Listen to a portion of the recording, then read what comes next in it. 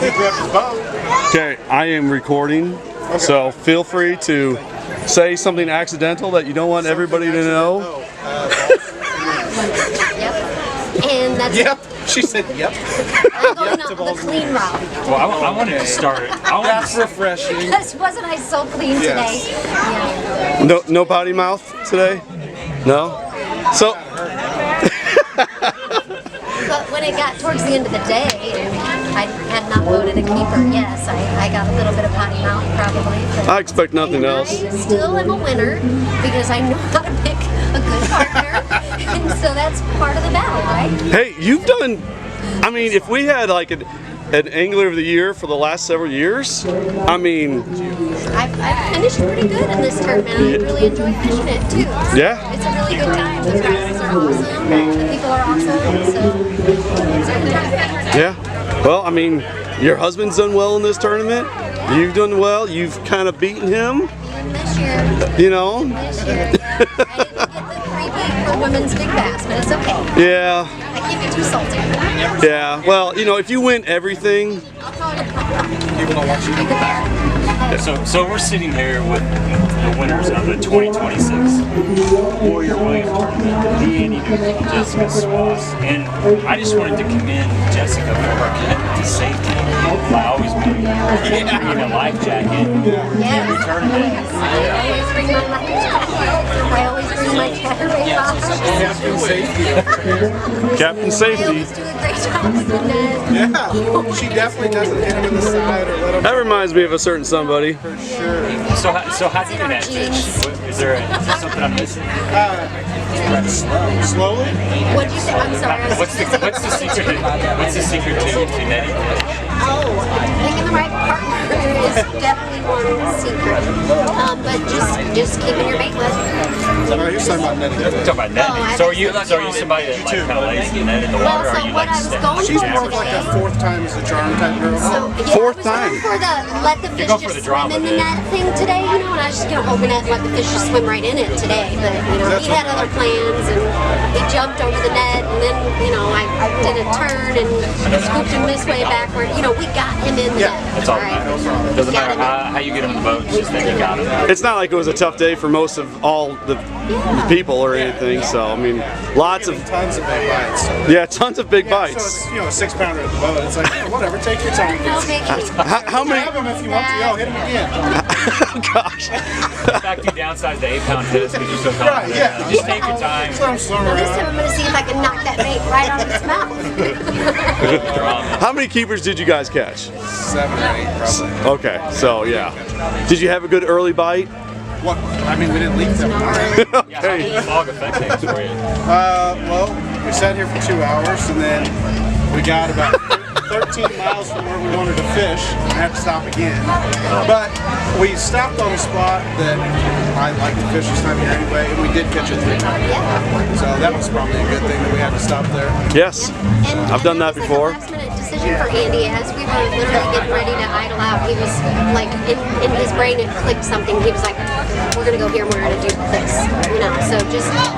That's a good angler, you know, just being able to make those adjustments in the last minute sometimes is really important. Knowing the lake and fishing your gut. And we, you know, 3 of the fish we weighed in, we caught off a stretch that I wasn't even going to fish. I went to fish another stretch, we fished through it, and didn't catch anything.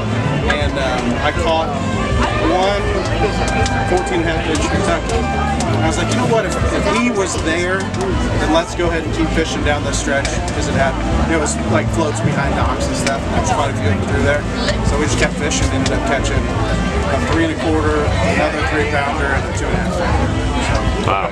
That's really good. I talked to a lot of guys that struggled today. It was tough. Our weight was the first 5 keepers we caught. Okay. The rest of the keepers we caught didn't help us. So it was quote unquote an early bite. I guess we didn't catch that big one until probably after 12:30. Okay. Well, It was just Not really early. One here, one there. That one stretch was the only time we caught 3. Boom, boom, boom. Yeah, and the later in the day fish were not as big, yes, weren't as quality. So. We came back down here and we caught. I mean, we had a half hour when we got back. And we probably caught 6 fish. Okay. I don't want to know a particular stretch, but if you could just give us an arm. I do. Okay. Gabe Montgomery over here. He wants to know exactly what mile marker. Is it 34.5 or The address on the dock and everything. Yeah, we ran up the river. Okay, perfect. That's good. So we went 35 miles up the river. I wanted to go further with that fog delay relief. Yeah. If you would have kept on going, you know, first off, you never know if you're going to run into another fog bank up there. And it's a shortened day. I mean, y'all didn't have a ton of time to fish. No, and I knew it was tough.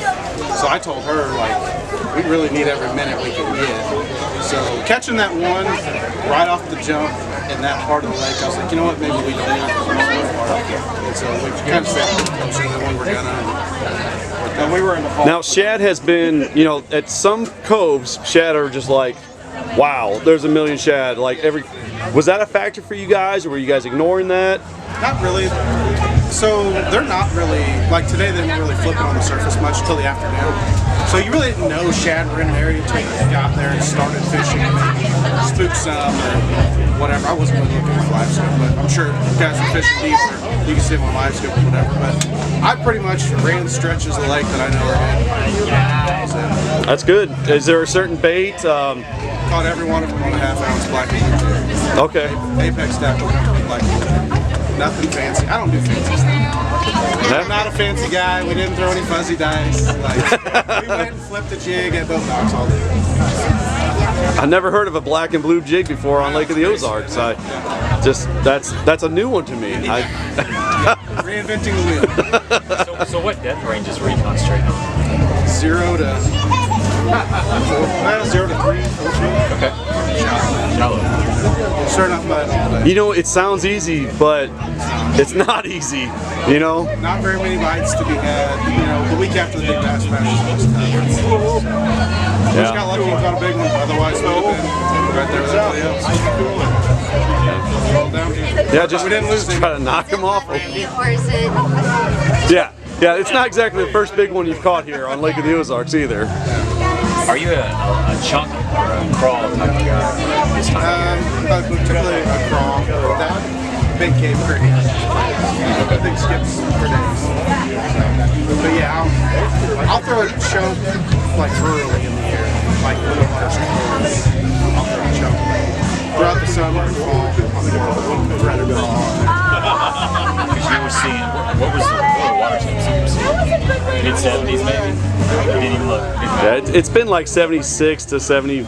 I mean, this morning it might have been a little cooler. After that rain yesterday. That rain yesterday was cold. I know. So the fish as shallow as we were, I'm sure.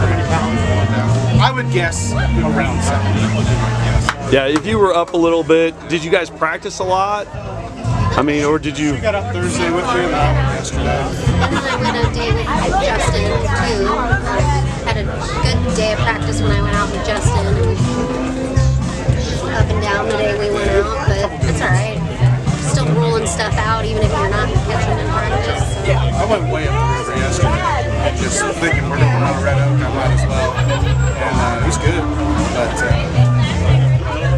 really Yeah. took that out of play. I've been catching a lot of fish on top water and having that fog delay kind of run that plan a little bit. I felt like for me and maybe got in my head a little bit. But Well, I'm happy to hear that because we've been waiting for a good topwater bite, and it hasn't really been there yet. But it's October now. We're starting to really see some October weather, so it's time. Yes, I mean, moving forward. for sure. What's that? That cold rain we got. That cold rain helped. Yeah, that was a doozy of a downpour last.